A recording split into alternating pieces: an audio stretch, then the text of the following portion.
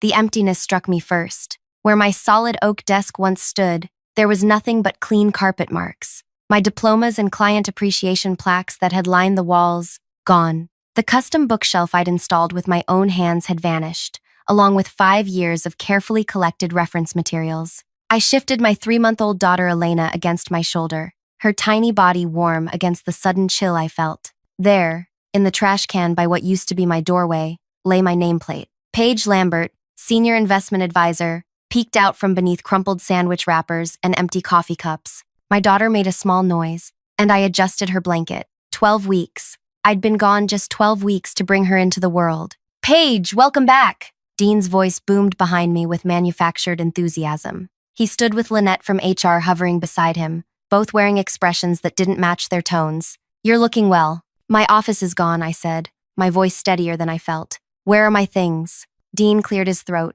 "Yes, well, we've had some structural modifications while you've been away. The board voted on departmental changes last month." Lynette stepped forward, clipboard clutched against her chest. "We've had to make some adjustments to team compositions. Your responsibilities have been redistributed among the team for efficiency purposes." The truth hit me as Elena squirmed against my shoulder. While I was bringing new life into the world, they had systematically erased mine here. I'd been the only female senior advisor in the investment division for 3 years. My client portfolio generated nearly 40% of our annual revenue. Last quarter, before my leave, I'd broken the company record for new client acquisition. "Redistributed," I repeated, the word tasting bitter, "and my personal belongings?" "In storage," Lynette offered quickly. "We can have them delivered to your home. Or," she hesitated, exchanging glances with Dean, "we can discuss transitioning you to another department, perhaps something less demanding for a new mother." Elena's tiny hand grasped at my collar, and I inhaled deeply. I thought back to that morning 8 months ago, the same day I discovered I was pregnant. I had accidentally overheard Troy and Philip, 2 junior advisors, talking in the stairwell when they thought they were alone. "Once she has that kid, she'll be useless here," Troy had said. "Sleep-deprived and distracted. Garrett already thinks her clients should be redistributed," Philip had added. "Says a woman with a newborn can't give them the attention they deserve. Once she pops out that kid, she'll be too exhausted to fight back." They never knew I was there, 3 steps above them, hand frozen on the railing. Before I continue sharing what happened next, let me take a moment to connect with you. If you're finding this story resonates with you in any way, please hit that like button. Your support means everything, and I promise this story takes turns you won't expect. Subscribe to follow my journey, and leave a comment sharing if you've ever faced workplace challenges after a major life event. Now, back to what happened that day in my former office. My name is Paige Lambert. Before having Elena, I worked 70-hour weeks building a client base most advisors would sell their souls for. I was methodical, detail-oriented, and ruthlessly organized. Some colleagues called me the librarian because I documented everything, but that meticulousness had earned me the top spot in client retention 3 years running. What they didn't know was that growing up with a single mother who worked 3 jobs had taught me to never take security for granted. Mom always told me, "Paige, this world will try to convince you that you can be a mother or successful, but never both. Your job is to prove them wrong." When I first joined the firm, I was one of 17 new advisors. Within 2 years, only 4 remained, and I ranked at the top. When I was promoted to senior advisor, Dean had clapped me on the back and said, "Who would have thought the quiet girl would outlast them all?" I'd built my reputation carefully. While others took extended lunches and talked sports with Garrett, I stayed at my desk researching investment trends and making calls. My clients trusted me because I never overpromised and always delivered. Many were women who'd inherited wealth or built businesses. Clients the male advisors often overlooked or patronized. The promotion to the corner office 3 years ago had come with resistance. Troy and Philip had joined around that time, both from prestigious business schools, both with connections to board members, both clearly expecting to leapfrog me. When I got the promotion instead, the tension became palpable. "We need to discuss your transition plan," Dean said now, pulling me back to the present. Given your new circumstances, I studied him carefully. Dean had been my mentor once. Back when I was still a novelty, he could take credit for discovering. His enthusiasm had waned proportionally with my success. "Where are Troy and Philip?" I asked. "They've taken over your top client accounts," Lynette answered, then immediately looked like she regretted the candor. "Temporarily, of course. for continuity during your absence. I see. I adjusted Elena again. And has anyone informed my clients of this change? Dean shifted his weight. We sent out standard notifications. Most have been understanding about the transition. Most? He cleared his throat. There have been some questions. But change is always an adjustment period. The elevator doors opened, and Garrett stepped out, halting when he saw me. At 57, our CEO maintained the appearance of someone 10 years younger, with carefully maintained silver hair and tailored suits. He recovered quickly, striding toward us with practiced confidence. Paige, what a surprise. We weren't expecting you until next week. My leave ended yesterday, I replied, bouncing Elena gently as she began to fuss. I emailed last week to confirm my return date. Garrett's smile tightened. Must have missed that. How's motherhood treating you? Wonderfully. Elena is thriving. I looked pointedly at the empty space that was once my office. Unlike my career, apparently. Garrett chuckled, though his eyes remained cold. Now. Nobody's saying your career isn't important. We simply made necessary adjustments while you were focused on more. Domestic matters. Domestic matters, I repeated. You mean exercising my legally protected right to maternity leave while recovering from bringing a human into the world? Lynette stepped forward, clearly sensing danger. Perhaps we should continue this discussion in the conference room? Paige, would you like some tea? Water? What I'd like, I said quietly, is an explanation of how 12 weeks of leave resulted in the complete elimination of my position. The three exchanged glances, a silent conversation passing between them. Finally, Garrett sighed. Look, Paige, business doesn't stop for personal milestones. The market shifted. Client needs evolved. Troy and Philip showed initiative by stepping up to cover your absence, and they've formed strong relationships with your clients. The board, I interrupted. When did the board meet to discuss restructuring my department? 6 weeks ago, Dean answered. It was an emergency session, 6 weeks after I'd given birth, when I was still healing, barely sleeping, learning to breastfeed, when they thought I was too overwhelmed to notice or respond. I see, I said, my voice controlled despite the anger building inside me. And was anyone going to inform me before I showed up today? We were planning to call you this week, Lynette said quickly, to discuss transition options. We have several paths forward that might better accommodate your new lifestyle. My new lifestyle, I echoed. You mean being a mother? Being a parent changes priorities, Garrett said with false sympathy. We understand that. The demands of this position, the travel, the evening client meetings, the constant availability, those don't align well with having an infant at home. Elena began to cry in earnest now, as if sensing the tension crackling in the air. I soothed her automatically, my mind racing through implications and options. The law prohibits discrimination against new mothers, I said finally. Garrett's smile turned cold. Nobody's discriminating, Paige. This is a business decision based on client needs and company direction. We're offering you alternative positions within the organization, aren't we? That's hardly discrimination. I looked at the three of them, Garrett with his calculated charm, Dean avoiding my eyes, Lynette nervously tapping her pen against her clipboard, and understood with perfect clarity what had happened. They had planned this from the moment I announced my pregnancy. They had waited until I was at my most vulnerable, sleep-deprived, and adjusting to motherhood, to dismantle everything I'd built. They expected tears, perhaps a resignation letter. Maybe they thought I'd gratefully accept some diminished role with flexible hours and half the pay. What they didn't know, I hadn't just been preparing for motherhood during those 9 months. I need to feed my daughter, I said finally. Is there somewhere private I can go? Lynette looked relieved at the change of topic. Yes, of course. We can use the small conference room. It's empty right now.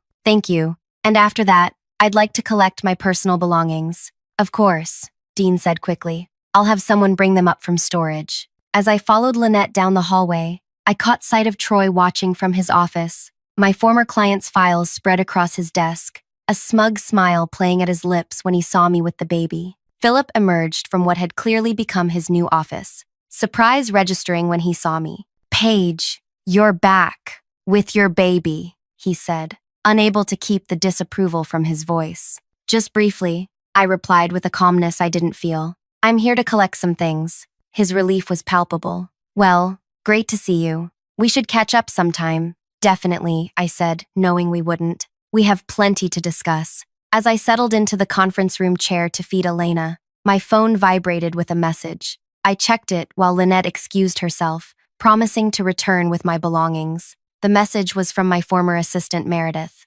They're all in the executive meeting. Operation Sunrise is ready when you are. I smiled down at my daughter as she nursed. They think mommy's been changing diapers and watching baby shows for 12 weeks, I whispered to her. They have no idea what's coming. I closed my eyes, remembering the day I discovered I was pregnant. After overhearing Troy and Philip in the stairwell, I hadn't confronted them. Instead, I'd gone back to my office, closed the door, and made 3 phone calls. The first was to my college roommate Isla, now a labor attorney, specializing in pregnancy discrimination. The second was to my client Valerie, who owned the building across the street. The third was to Meredith, the assistant I shared with 2 other advisors. I need every email, every memo, every performance review from the last 3 years, I'd told Meredith, and I need you to document everything that happens while I'm gone. Now, 8 months later, with Elena peacefully nursing, I scrolled through my messages. Meredith had been meticulous, sending daily updates disguised as baby advice emails. Every decision made about my clients, every meeting where my name was mentioned, every comment about my maternity leave, all documented with dates and participants. A knock at the door interrupted my thoughts. Lynette entered with a cardboard box. Here are your personal items, she said, placing it on the table. Is there anything else you need? I glanced at the box. It contained my framed degree, a plant that had somehow survived, and a few desk trinkets. None of my files, none of my research notebooks. My client files, I asked? My research journals? The contact lists I maintained? Lynette shifted uncomfortably. Those are company property, Paige. All client information belongs to the firm. I understand. And my personal notes? The investment strategy templates I developed? I'll have to check on those, she said, not meeting my eyes. I nodded, knowing exactly where they were, divided between Troy and Philip's offices, being mined for insights they'd claim as their own. The templates I'd spent weekends perfecting were probably already rebranded with their names. When you're finished, Garrett would like to meet with you to discuss next steps, Lynette added. He has some ideas for roles that might be appropriate for your situation. Elena had finished nursing. I carefully buttoned my blouse and lifted her to my shoulder to burp her. I appreciate that, I said. Would you mind holding her for a moment? I need to get something from my bag. Lynette looked panicked at the suggestion, but social conditioning won out over her discomfort. She awkwardly accepted Elena, holding her as though she might shatter. Support her head, I instructed, hiding my amusement as I reached for my bag. I retrieved my phone and snapped a photo of the box containing my belongings. Evidence, I thought silently. Then I pulled out a thick manila envelope. What's that? Lynette asked, relief washing over her face as I took Elena back. Just some paperwork I need to review with Garrett, I said. Shall we? We walked to Garrett's corner office, the one I'd been on track to earn before my pregnancy. Through the glass walls, I could see Troy and Philip already seated at the small conference table inside, looking smug and proprietary. Garrett stood as we entered, gesturing to a chair. Paige, thank you for joining us. Troy and Philip are here to help smooth the transition. How considerate, I said, settling into the chair with Elena against my chest. Troy winced slightly at the sight of my baby. Maybe we should have this conversation when you can focus fully, without distractions. Elena isn't a distraction, I replied calmly, and I'm quite capable of multitasking. I did manage a 40-client portfolio while growing a human. After all, Philip forced a laugh. Always the overachiever, Paige. But seriously, parenthood changes priorities. We've had to step up in your absence, and the clients have responded positively to the continuity we provide. Continuity, I repeated. Interesting choice of word for taking over my client relationships while I was on protected leave. Garrett cleared his throat. No one's taking over anything permanently. We're discussing redistribution of responsibilities to better serve the clients and accommodate your new circumstances. My circumstances, I said, stroking Elena's head. You keep using euphemisms. Let's be direct. You think I can't perform my job at the same level because I'm a mother now. It's not personal, Paige, Troy interjected. It's business. Clients need advisors who are available nights, weekends, whenever markets shift, with a baby. Did any of you actually ask my clients what they wanted? I interrupted. Or did you just assume they'd prefer male advisors without family obligations? Uncomfortable glances were exchanged. Garrett leaned forward, steepling his fingers. Paige, we have a compromise to offer. We've created a new position, Parent-Friendly Client Relations Coordinator. Reduced hours, Minimal travel. Focus on maintaining existing relationships rather than building new ones. It's perfect for someone in your position. And the compensation? I asked. Troy studied his hands. Philip suddenly found the view fascinating. Garrett cleared his throat again. There would be an adjustment, naturally, given the reduced hours and responsibilities. Base salary with minimal commission structure, but excellent benefits. Full health care for you and your daughter. I nodded slowly, bouncing Elena gently as she began to fuss. So, to clarify, you've eliminated my position, redistributed my clients, and now offer me a role with less responsibility, reduced hours I didn't request, and significantly lower compensation. It's a generous accommodation, Garrett insisted. Many companies wouldn't even go this far. Many companies follow federal law protecting new mothers from exactly this type of discrimination. I countered. Garrett's expression hardened. No one's discriminating against you, Paige. Business needs changed. We're making you an offer that balances company requirements with your new reality as a mother. I studied each face around the table. Garrett, confident in his power and certain of my limited options. Troy and Philip, barely containing their triumph. Lynette, uncomfortable but unwilling to challenge the status quo. I'd like to review the specifics of this new position, I said finally. Do you have a formal offer letter? Relief washed over their faces. Garrett nodded to Lynette, who produced a folder. All the details are here, she said, sliding it across the table. Take your time reviewing it. I opened the folder with one hand, scanning the document inside while continuing to soothe Elena. The compensation was worse than I'd anticipated, a 60% reduction from my previous salary, with minimal benefits and a probationary period as though I were a new hire. I see, I said, closing the folder. And what happens if I decline this generous offer? The temperature in the room seemed to drop several degrees. Then we would process your separation from the company, Garrett said carefully. Standard severance, of course, which would be 2 weeks, as per company policy for voluntary separations. I nodded, letting silence fill the room until it became uncomfortable. Then I reached for the manila envelope I'd brought. Before I respond to your offer, I'd like to share some information with you. I slid out several documents, passing copies to each person. These are transcripts from recorded conversations between various members of management discussing my role and maternity leave. Troy's face paled as he scanned the first page. Philip swallowed hard. Garrett's expression remained neutral, but his knuckles whitened as he gripped the papers. Where did you get these? Garrett demanded.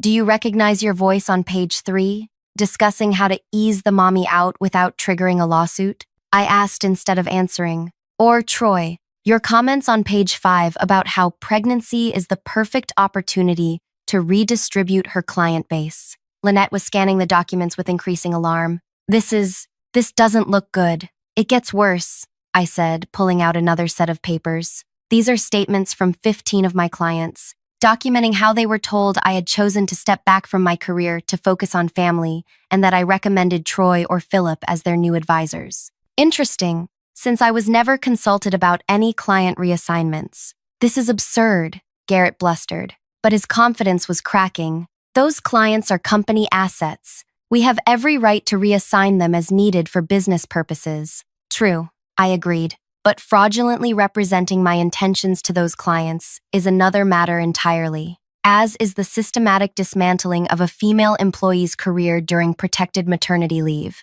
Elena began to cry in earnest. I stood, pacing gently while patting her back. The men looked increasingly uncomfortable with the crying baby, which suited me perfectly. What exactly are you implying? Garrett demanded. I'm not implying anything. I'm stating facts. You orchestrated the elimination of my position while I was on protected leave. You made deliberate misrepresentations to my clients. You're now offering me a position with substantially reduced compensation and responsibility as your only option. I paused, letting Elena's cries fill the silence. Classic pregnancy discrimination, textbook retaliation, with a dash of fraud thrown in. You're threatening us, Philip said, voice tight. I'm informing you, I corrected. There's a difference. Garrett pushed the papers away. What do you want, Paige? More money in the new position? An extra week of severance? Let's be reasonable here. I almost laughed at his definition of reasonable. Instead, I reached into the envelope again and removed a final document, sliding it across the table. What's this? Garrett asked, not touching it. A courtesy, I replied. I've filed a formal complaint with the Equal Employment Opportunity Commission. They've agreed to fast-track the investigation given the substantial evidence. This is your copy. The blood drained from Garrett's face. You've gone outside the company? Without even trying to resolve this internally? Like you resolved my employment situation internally? Without my knowledge or input? I countered. But the EEOC complaint is just the beginning. I sat back down, managing to quiet Elena with gentle bouncing. The room was completely silent now, all eyes on me. Valerie Banks, I said softly. Remember her? My client who manages the Hudson Valley Retirement Fund? She's very interested in how female employees are treated here, as is Jonathan Reed at State Investment Board, and Patricia Moore, who handles the Teachers' Pension Fund. All clients I brought to this firm, all managing billions in investments, all deeply committed to ethical corporate practices. Philip looked like he might be ill. You contacted our clients about an internal matter? No, I said. They contacted me when they received notifications that I was stepping back. They were concerned about the discrepancy between what they were told and what they know of my character. Garrett tried to regain control of the situation. This is completely unprofessional. Whatever grievances you have should be handled through proper channels. I agree, I said, rising again as Elena fussed. That's why I've followed every legal protocol to the letter. My attorney has been quite thorough. Your attorney, Lynette repeated faintly. I nodded, swaying gently with Elena. You didn't think I spent my entire maternity leave just changing diapers, did you? I also had plenty of time to document, plan, and consult experts while feeding my daughter at 3 a.m. I gathered my papers, tucking them back into the envelope.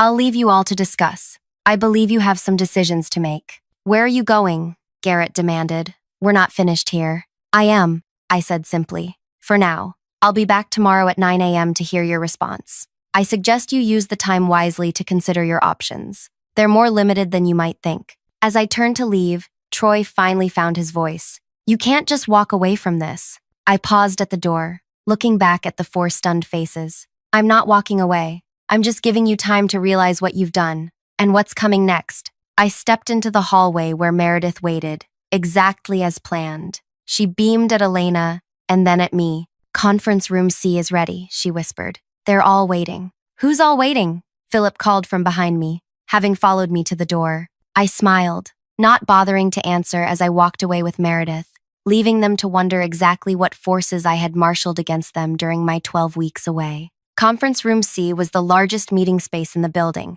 typically reserved for client presentations and board meetings. As Meredith opened the door for me, I stepped into a room filled with familiar faces, 15 of my most significant clients, sitting around the massive table. Valerie Banks, the investment director for the Hudson Valley Retirement Fund, rose immediately. There she is, she announced, her voice warm as she approached to peek at Elena. And this must be the little one we've been hearing about. Thank you all for coming, I said, genuinely moved by their presence. I appreciate your time on such short notice. Jonathan Reed, who managed the State Investment Board's portfolio, nodded seriously. When we received those strange notices about your career change, we had questions. Your email invitation clarified a lot. Patricia Moore, representing the Teachers' Pension Fund, didn't bother with pleasantries. So they really did it. They dismantled your entire operation while you were out having your baby. They did, I confirmed, taking the seat Meredith had pulled out for me.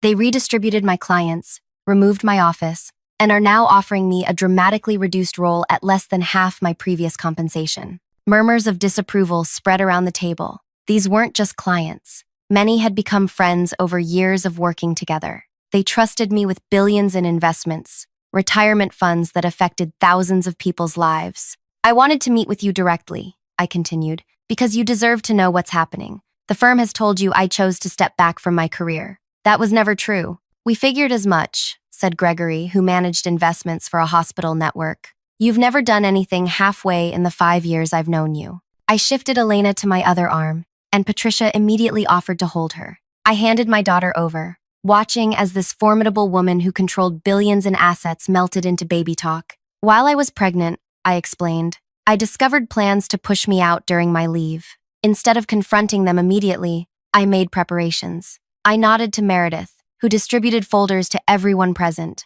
These packets contain 3 things: documentation of what's happened, a summary of the legal actions I'm pursuing, and most importantly, an invitation. The room grew quiet as they opened their folders. Lambert Advisors. Jonathan read aloud from the elegant prospectus inside. You're starting your own firm? Yes, I said simply. Across the street, in fact. Valerie owns the building and has offered favorable lease terms for the entire 16th floor. Valerie smiled, still focused on reviewing the documents. The views are better than from this building anyway. This is more than just a new business announcement, I continued. It's an opportunity for each of you to decide where you want your investments managed. My departure from this firm will be finalized this week, one way or another. You're under no obligation to follow me. Your contracts are with the firm, not with me personally. Gregory leaned forward. Unless we execute these transfer request forms included in your packet. Precisely, I nodded. Those forms legally authorize the transfer of your accounts to Lambert Advisors,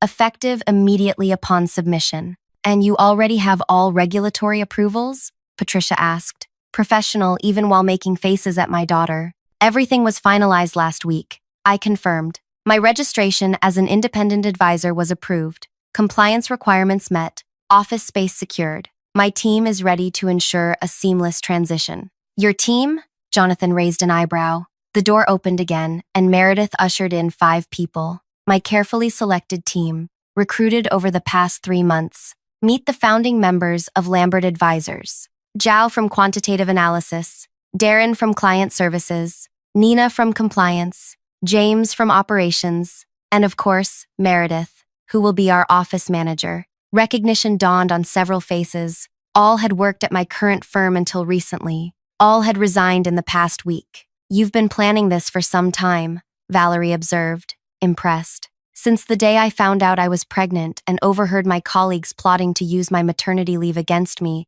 I acknowledged. But what began as a contingency plan became necessary when I returned to find my position eliminated. I circulated the room, speaking individually with each client, while Elena was happily passed between several who were also parents. These weren't just business relationships. These were people who'd trusted me through market volatility, who'd celebrated my pregnancy with genuine joy. After 30 minutes of conversation, Jonathan stood, holding up his signed transfer form. I've seen enough. My board has authorized me to maintain our relationship with Paige, regardless of where she works. We're transferring our accounts. One by one, each client followed suit. 15 transfer forms, representing over $3.8 billion in assets, were collected by Meredith and placed in a leather portfolio. You understand this represents over 60% of your former firm's managed assets, Gregory pointed out. This will devastate them. I understand completely, I replied, but my responsibility has always been to provide the best service to you and your beneficiaries,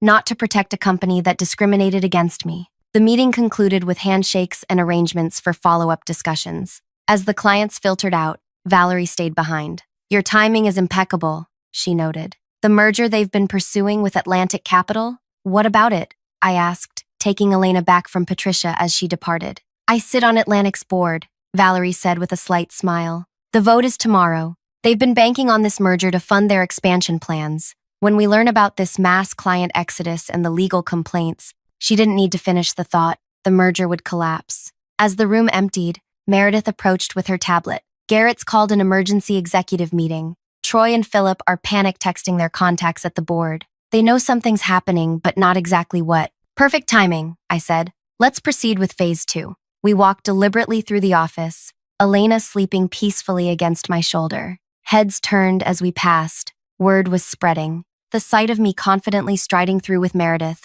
directly toward the executive conference room, created exactly the tension I'd anticipated. I could see them through the glass walls. Garrett, Troy, Philip, Lynette, and 4 board members, engaged in heated discussion. Meredith knocked and opened the door without waiting for a response. Garrett stopped mid-sentence. This is a private meeting. I apologize for interrupting, I said, not sounding apologetic at all. But I believe you'll want this information immediately. I nodded to Meredith, who placed the leather portfolio on the table. What is this? Demanded Howard, the board chairman. Transfer requests, I said calmly. 15 of your largest clients, representing approximately $8 billion in managed assets, are moving their accounts effective immediately. The room erupted in chaos. Troy grabbed the portfolio, flipping frantically through the forms. Philip went pale. Garrett slammed his hand on the table. This is corporate sabotage, he shouted. This is client choice? I corrected.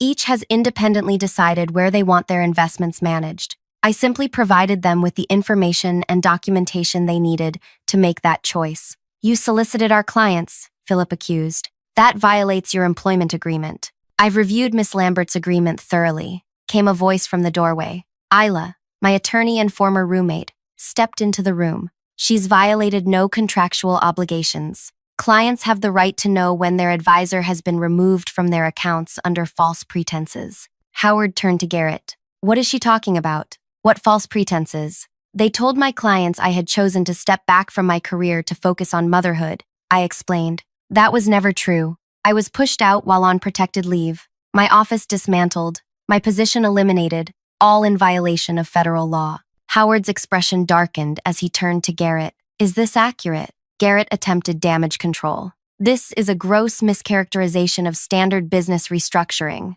We have recorded conversations, I interrupted, emails, witness statements, and now 15 major clients who can testify to what they were told about my departure. The board members exchanged alarmed glances. One of them, Barbara, whom I'd always respected, turned to me. Where are these clients going exactly? To Lambert Advisors, I replied. My new firm, which opens officially tomorrow, across the street. Troy looked like he might lunge across the table. You planned this all along. No, I said, my voice steady. You planned to eliminate me all along. I simply prepared for that possibility. There's a difference. Howard held up his hand to silence Garrett, who was still protesting. Miss Lambert, what exactly do you want? Nothing from this company, I answered honestly. My clients have made their decisions. My team is in place. My business is ready. I'm here as a professional courtesy to inform you directly of the significant asset transfer that's about to impact your books. And the legal complaints? Lynette asked quietly. Those will proceed regardless. Pregnancy discrimination and retaliation are serious violations that affect more women than just me. Those cases need to be pursued to their conclusion. Elena stirred against my shoulder, making tiny noises that signaled she would wake soon. I bounced gently, soothing her back to sleep. I should go, I said. My daughter needs to be fed and I have a business to run. I turned to leave but paused at the door. Oh, and you should know, Atlantic Capital's board votes on your merger tomorrow. Valerie sends her regards. The blood drained from Garrett's face. Valerie Banks is one of the clients leaving? She's also on Atlantic's board, I confirmed. Interesting coincidence. I left them in stunned silence, walking out with Isla and Meredith flanking me. As the elevator doors closed behind us, Isla finally allowed herself to smile. That was the most professionally delivered destruction I've ever witnessed, she said. It's not destruction, I corrected her. It's consequences. The next morning, I stood in my new office across the street, watching through floor-to-ceiling windows as chaos unfolded in my former workplace. Elena was happily cooing in the bassinet I'd placed near my desk. The office nursery was still being finished. Meredith entered with a tablet displaying news headlines, Atlantic Capital withdraws from merger talks, and Mass Client Exodus Rocks Investment Firm. The board called an emergency session, she reported. Garrett, Troy, and Philip have been placed on administrative leave pending investigation. I nodded, feeling not triumph but vindication. And our clients? All transitions proceeding smoothly. The teams handling everything beautifully. I lifted Elena from her bassinet, holding her up to see the view of the city. See that, little one? That's what happens when people underestimate a mother. The phone rang, another client calling to inquire about transferring their account. As I prepared to take the call, I caught sight of Garrett exiting the building across the street, cardboard box in hand, security escort beside him. I hadn't just returned from maternity leave with unexpected papers. I'd returned with a complete solution, my own company, my loyal clients, my dedicated team. They thought 12 weeks of maternity leave had made me vulnerable. Instead, it had given me time to build something better. Lambert Advisors. I answered the phone, watching as Garrett looked up toward my window. Our eyes met briefly across the street. I smiled and turned away. How may I help secure your financial future today? If you've ever faced workplace discrimination or been underestimated because of your personal choices, I hope this story reminds you of your power to rewrite the rules. Sometimes the best revenge isn't just proving them wrong, it's building something better right next door. If this resonated with you, please share your own stories of professional resilience in the comments. Subscribe to follow more journeys of determination. And remember, the most powerful response to underestimation is exceptional success. Thank you for listening to my story.